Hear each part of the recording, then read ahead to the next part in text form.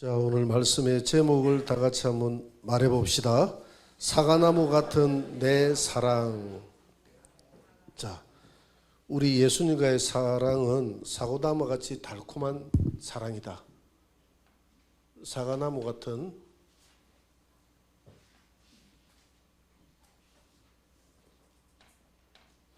달콤한 사랑이다. 아가서 2장 3절을 한번 읽어봅시다. 다 같이. 남자들 중에 나의 사랑하는 자는 숲풀 가운데 사과나무 같구나. 내가 그 그늘에 앉아서 심히 기뻐하였고 그 열매는 내 입에 달았도다. 자, 남자들 중에 나의 사랑하는 자는 숲풀 가운데 사과나무 같다. 그 그늘에 앉아서 심히 기뻐하였고 그 열매는 내 입에 달았다. 이렇게 이야기하는데, 우리 이 술라미에게는 술라미를 흠모하는 많은 남자들이 있었습니다. 그러나 그 남자들은 무성한 숲같이 하나같이 다 괜찮은 것 같았는데 들어가 보니까 막 숲풀 속에 찌르는 그런 가시들이 있더라는 것이죠. 그러나 그 숲풀 가운데 오직 내 사랑하는 우리 솔로몬과의 사랑은 바로 이 거친 숲 가운데 나 있는 사과나무 같다는 것입니다. 산속에 거친 숲풀이 있는데 그 가운데 사과나무가 있다고 생각해 보세요. 얼마나 멋집니까? 그 사과나무 같이 힘을 주고 열매를 주고 그늘을 주고 향기를 주는 그런 사랑이라는 것입니다. 여기서 숲풀은, 여기 숲풀이 있는데 숲풀은 아야르라고 해서 숲풀,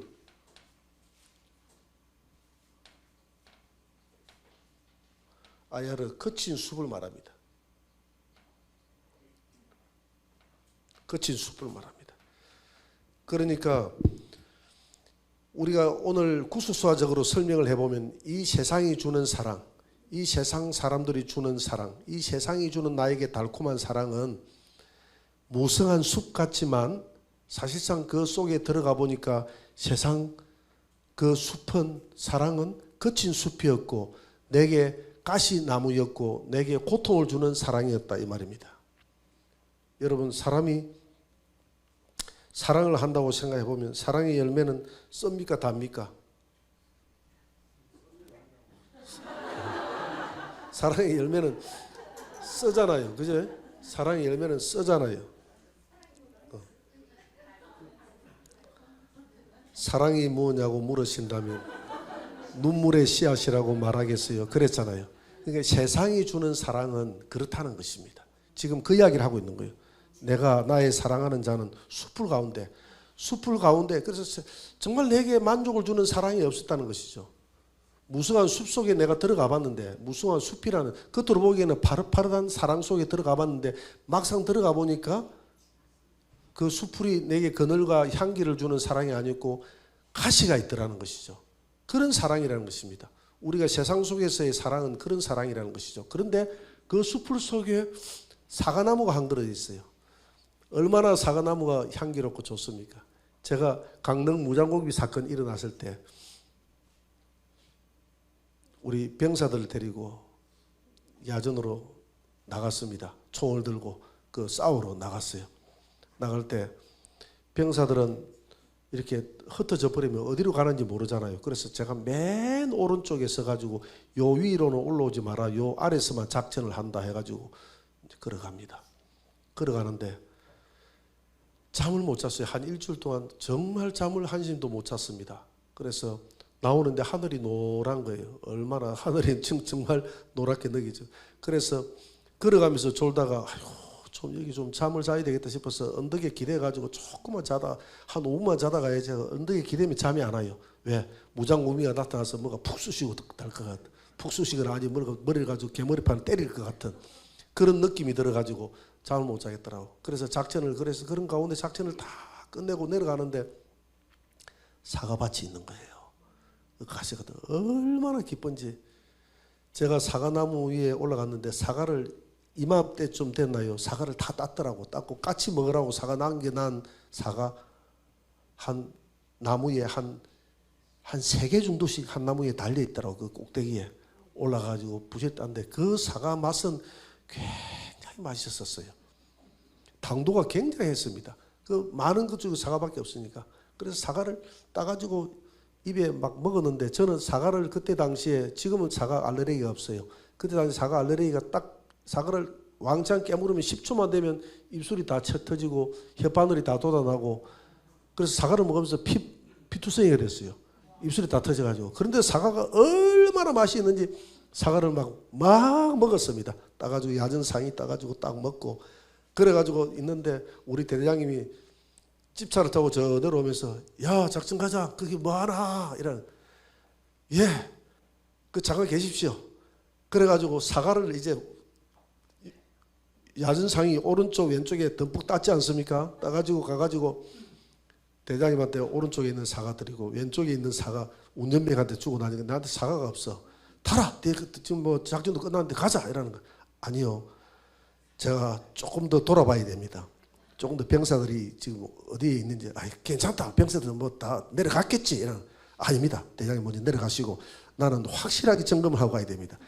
그래가지고 내려보내고 난 다음에 한 바퀴 삥 그리고 병사들 돌아본다 했으니까 한 바퀴 삥 돌아보고 다시 사과밭으로 가가지고 사과를 따가지고 야전상위에 그 아까 너무너무 맛있는 거예요. 사과가 지금 그런 맛이다 이 말이에요. 지금 솔로몬이 지금 술람미가 내 사랑하는 남편 내 연인 솔로몬과의 사랑은 세상 남자들 아무 소용이 없다는 겁니다. 세상 남자들은 다 나에게 위협을 주는데 내 솔로몬은 그 가운데서 정말 숲을 가운데 이 가시가 많은 무성한 숲 가운데 들어가 보니까 아무 소용이 없는 그 사랑 가운데 한 그루 사과나무였다는 것이죠. 후속사적으로 따지면 우리 예수님은 이 땅에 있는 많은 사람들 중에서 다 아픔과 상처를 주는 사랑이지만 예수님의 사랑은 내가 숲을 속에 깊이 들어갔다가 만난 한 그루 사과나무 같은 사랑인 줄 믿으시기 바랍니다.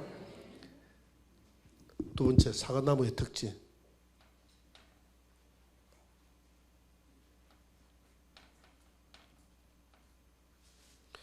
사과나무의 특징이 있습니다. 사과나무의 특징은 첫째, 그늘을 제공한다.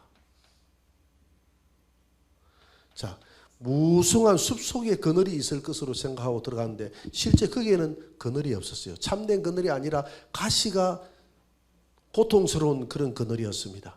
그런데 사과나무는 별로 우리가 생각할 때 사과나무는 큰 그늘이 없잖아요. 그죠? 겉으로 보기에. 그런데 사과나무 밑에 그늘은 편안하더라는 것이죠. 별거 아니라고 생각했는데 여러분 우리가 예수님과의 사랑을 생각해 보세요. 세상에서의 우리가 세상이 좋아서 세상 속에는 무성한 숲이 되어져서 거기에서 만족을 주는 것 같고 물질에 만족이 있고 권력에 만족이 있고 세상 쾌락에 만족이 있고 다 만족이 있는 것 같는데 그 만족은 내게 고통을 주는 가시 같은 만족이었습니다. 그런데 우리 예수님 밑으로 와보니까 별로 교회 와가지고 이것이 내게 그늘이 되겠나라고 생각했는데 참된 그늘인 줄 믿습니다. 여러분 지금 그늘 밑에 지금 휴식하고 있잖아요. 할렐루야. 주일날은 주일날 하루 종일 보낸다 이렇게 생각하면 안 돼요. 교회에서 하루 종일 보내고 주일날 쉴 틈도 없어요. 가끔 이렇게 말하는 성도들이 있는데 그건 사과나무 그늘을 몰라서 그래요. 우리 예수님 같은 그늘 밑에서 언제 휴식을 취하겠습니까? 여기가 그러니까 휴식을 취하는 찜질방이다라고 생각하고 할렐루야. 그러니까 그 찜질 중에서 좋은 찜질은 뭡니까? 게르마늄 찜질방이다라고 생각하고 내게 앉아있으면 앉아있을수록 하나님 앞에 영감을 받고 기쁨을 받고 기를 받고 하나님의 은혜를 받고 할렐루야. 그렇게 해서 힘을 얻어서 돌아가지 않습니까? 집에 가서 휴식해봤자 뭐 보겠습니까? TV 톡톡톡 들어가지고 쳐다보면 스트레스만 쌓이고 더 머리만 아프고 교회에서 하나님 말씀 들으면 내 영혼이 소생하여 살아나는 줄 믿습니다. 그래서 시편 57편 1절에는 이렇게 말합니다. 다 같이 하나님이여 내게 은혜를 베푸소서 내게 은혜를 베푸소서 내 영혼이 주께로 피하되 주의 날개 그늘 아래에서 이 재앙들이 지나가기까지. 지금 이 내용은 다윗이 사무엘상 22장에서 자신을 죽이려고 하는 사울을 피해서 아둘람 동굴에서 피한 그 내용을 이야기합니다. 아둘람 동굴에서 자기 가족과 자기를 따르는 약 400명의 사람들을 데리고 피했는데 그 피했던 가정이 아둘람 동굴에 피했다 이렇게 말하지 않고 내 영혼이 죽기로 피했다라고 했어요. 아둘람 동굴이 주님의 품 안이다 이렇게 표현을 했다 이 말입니다. 여러분 우리 예수님에게는 우리를 덮어주는 그런 그늘이 있는 줄 믿으시기 바랍니다. 사과나무는 예수님을 표현하는 거예요. 사과나무는 예수님을 표현하는 거예요. 그 다음에 이 사과나무 밑에는 달콤한 열매가 있다.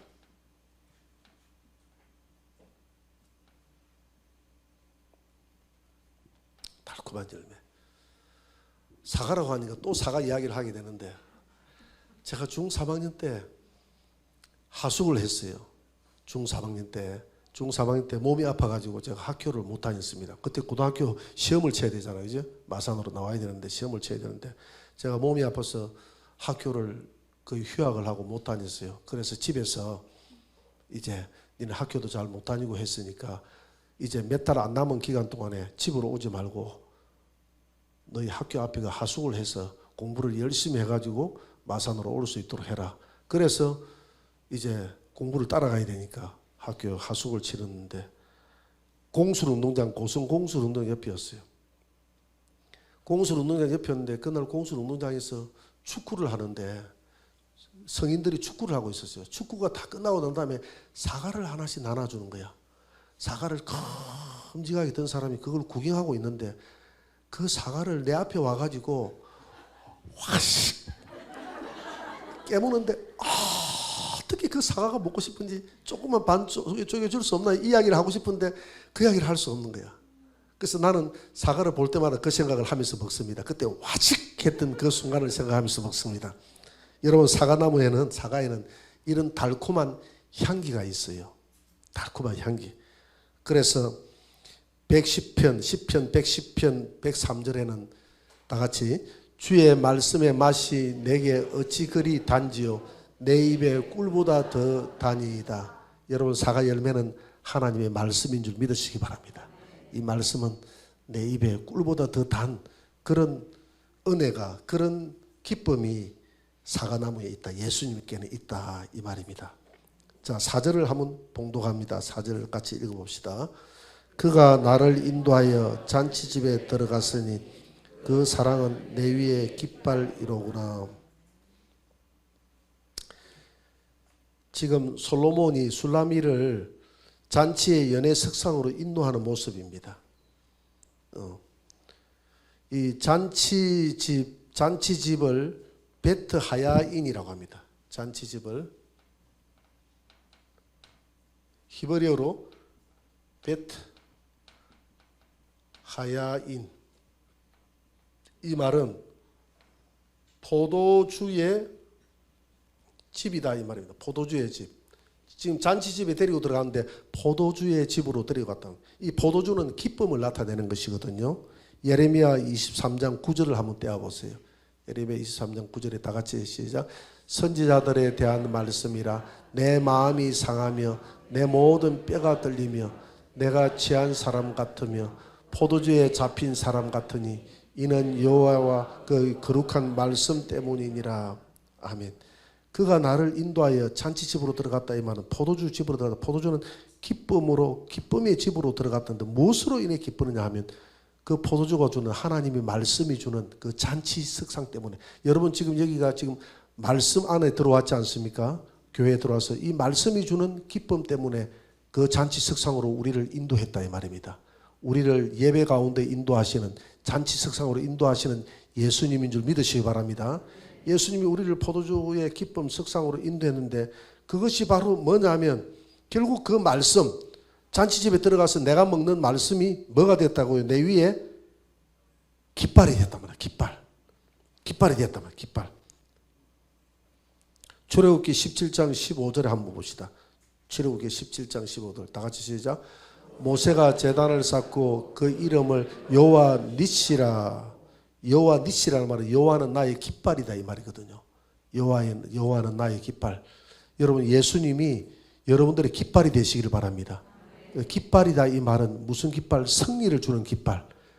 그래서 모세가 산에 가서 손을 올리니까 이겼지 않습니까? 우리가 예수님의 이름을 들고 기도하면 손을 올리면 우리가 승리를 주는 깃발인 줄 믿습니다. 솔로몬이 바로 술람에게 이 잔치석상으로 인도해서 주는 그 기쁨은 바로 깃발 같은, 하나님의 여호와의 깃발 같은 그런 은혜를 주었다는 것이죠. 우리가 여러분들이 예수님의 잔치석상에, 말씀의 잔치석상에 주일날 오잖아요. 주일날 오면 이 말씀의 잔치석상에 와가지고 말씀을 풍족하게 받고 이 말씀을 가지고 손을 올리고 기도하면 이것이 여호와의 깃발이 될 줄 믿습니다. 여러분들은 승리의 깃발이 될 줄 믿습니다. 이 깃발 속에서 우리는 승리하고 아말렉이 우리 가정에서 내 삶 속에서 다 떠나가는 그런 역사가 있게 되기를 주의 이름으로 축원합니다. 찬송가 351장에도 보면 믿는 사람들아 군병 같으니 앞에 가신 주를 따라갑시다. 우리 대장 예수 길을 가지고 접전하는 곳에 가신 것 보라. 우리 대장 예수 길을 가지고. 찬송가 352장에도 그런 찬송가 있어요.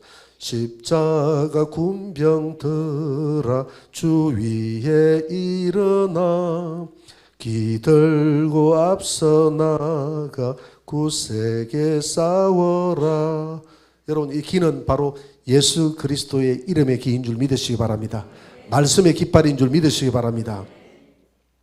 기원 후에 310년도에 로마의 콘스탄티누스가 황제가 되기 위해서 서로 싸움을 벌이고 있는 그때에 병력이 딸리고 전력이 딸려 있는데 그때 꿈속에 하나님이 나타나서 계시를 줍니다. 너는 십자가의 표를 들고 나가서 싸우라. 그래서 콘스탄티누스는 방패나 모든 깃발을 자기들이 십자가의 깃발을 해가지고 다 나갔는데 승리를 해서 그가 황제에 등극을 하게 됩니다. 그래서 그가 BC AD 313년도에 밀라노 칙령을 통해서 기독교를 로마의 국교로 공인을 하게 됩니다. 할렐루야. 그때 기독교가 최초로 국가의 종교가 됐어요. 바로 깃발, 여호와의 깃발, 예수 그리스도의 십자가의 깃발을 들고 나아가니까 승리를 줬다.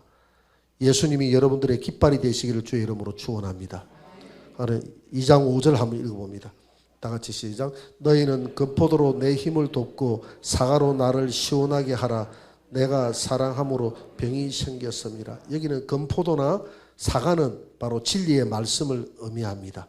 잠언 25장 11절에 보니까 경우에 맞는 말은 아로새긴 언장반의 금사과니라. 하나님 말씀은 금사과다 이 말입니다. 그래서 금포도나 이 사과는 하나님의 말씀을 의미한다.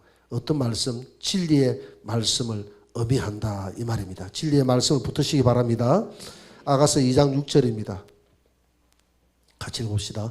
그가 왼팔로 내 머리를 고이고 오른팔로 나를 안는구나. 여기서 왼팔은 안위의 팔이고 오른팔은 진리와 권능의 팔입니다. 우리 주님께서 왼팔로 여러분들을 안으시고 오른팔로 여러분들을 붙들어 준다 이 말입니다. 그래서 이사야 41장 10절을 한번 봅니다. 이사야 41장 10절 다 같이 한번 읽어봅시다. 두려워하지 말라. 내가 너와 함께함이라. 놀라지 말라. 나는 내 하나님이 됨이라. 내가 너를 굳세게 하리라. 참으로 너를 도와주리라. 참으로 나의 어려운 오른손으로 너를 붙들리라. 오른손으로 너를 붙들리라. 그가 오른팔로 나를 안는구나. 하나님의 오른팔로 여러분들을 강하고 담대하게 붙들어주는 줄 믿습니다. 오른팔은 진리의 팔인 줄 믿습니다. 오른팔은 하나님의 권능의 팔인 줄 믿습니다. 아가서 2장 7절을 한번 읽어봅니다. 다 같이 예루살렘 딸들아 내가 노루와 들사슴을 두고 너희에게 부탁한다. 내 사랑이 원하기 전에는 흔들지 말고 깨우지 말지어다. 예루살렘의 딸들은 누구를 이야기하냐면 육신의 성도들을 이야기합니다. 육신의 성도들이 이 술라미와 솔로몬의 그 사랑을 방해하고 시기하고 질투하고 하는 거예요. 에스가 육신의 성도의 모형이고 야곱은 하나님의 언약의 성도의 모형이거든요. 그래서 우리는 육신의 성도가 되지 말고 언약의 성도, 예수님과 언약에 붙들려 사는 그런 영적인 성도가 되시기를 바랍니다. 지금 술라미와 지금 솔로몬이 지금 서로 안고 하나가 되어 있는 이런 상태이잖아요. 이런 상태를 예루살렘에 있는 딸들이 지금 시기 질투하는 모습을 보게 되잖아요. 그래서 서로 사랑을 나누고 깊은 잠이 들었어요. 내 사랑이 원하기 전에는 흔들지 말고 깨우지 말라 그랬잖아요. 요한복음 17장 11절에 보니까 예수님은 아버지와 내가 하나가 된 것처럼 그들도 우리와 하나가 되기를 원하나이다. 주여, 주님과 내가 하나였지 않습니까? 창세전에 하나님이 내 안에, 내가 아버지 안에 있어서 하늘나라의 영화를 누렸던 것처럼 저들도 우리 안에, 우리가 저들 안에 있어서 아버지와 내가 누렸던 그 하늘의 영화를 함께 누리게 하여 주옵소서. 그래서 지금 예루살렘의 딸들은 겉으로 보기에는 정말 아름답고 영화롭게 보이지만은 속에는 시기 질투하는 그런 영들이 가득 차 있는 그런 신부들이었어요. 그러나 이 술라미는 얼굴이 새까맣게 타고 볼품이 없었지만은 노루와 덜사슴을 두고 부탁한다 이 말은 노루와 덜사슴처럼 그렇게 순수한 사랑을 가지고 있는 여인이었다 이 말입니다. 우리가 하나님 앞에 우리가 예수님을 사랑하는 그 사랑이 순수한 사랑이 되기를 바랍니다. 순수한, 그래서 주님을 순수하게 사랑해달라고 하고 주님과 저와 연합되기를 바랍니다. 우리가 하나 되기를 바랍니다. 하나 돼서 영원히 깨어나지 마시기를 바랍니다. 그래서 오늘 본문에 보니까 예루살렘의 딸들아 너희에게 부탁한다. 내 사랑이 원하기 전에는 절대로 흔들어 깨우지 말라. 그래서 그 주님과의 깊은 교제 속에 들어가면 그 교제에서 빠져나오고 싶지 않잖아요. 그죠? 그러나 우리가 육신의 성도의 모습으로 돌아가면 예배가 싫어지고 기도가 싫어지고 교회가 자꾸 멀어집니다. 그러나 우리가 영적인 성도가 되어서 성령의 성도가 되어져서 자꾸 깊이 있게 들어가면 교회가 자꾸 가고 싶고 기도가 그리워지고 예배가 그리워지고 예배 굉장히 여러분 집으로 돌아가고 싶은 마음이 하나도 없잖아요. 그죠? 영원히 여기 살고 싶잖아요. 하나 돼서. 그게 뭐냐 하면 그게 여러분들이 그만큼 영적인 성도라는 증거입니다. 막 뒤에 안질거리고 목사님 오늘 빨리 안 끝나라 하는 사람은 아주 육신의 성도고 이 자리가 정말 기쁘게 느껴지고 이 자리가 정말 주여 조사온 여기에 초막셋을 짓고 하나는 주를 위해서 하나는 엘리야를 위해서 하나는 모세를 위해서 삽시다. 천년만년 삽시다. 이렇게 주님과 하나된 성도는 이런 마음이 생긴다는 것이죠. 주님과 하나된 마음을 달라고 기도하시는 저와 여러분들이 되시기를 주의 이름으로 축원합니다. 그래서 오늘 사과나무 같은 내 사랑, 예수님과 우리의 사랑은 사과나무 같은 사랑, 사과 열매가 주는 같은 사랑, 사과 그늘이 주는 그런 사랑, 사과 열매가 주는 같은 달콤하고 아름답고 향기로운 사랑이 예수님과 저와 여러분들의 사랑이 되시기를 주의 이름으로 축원합니다.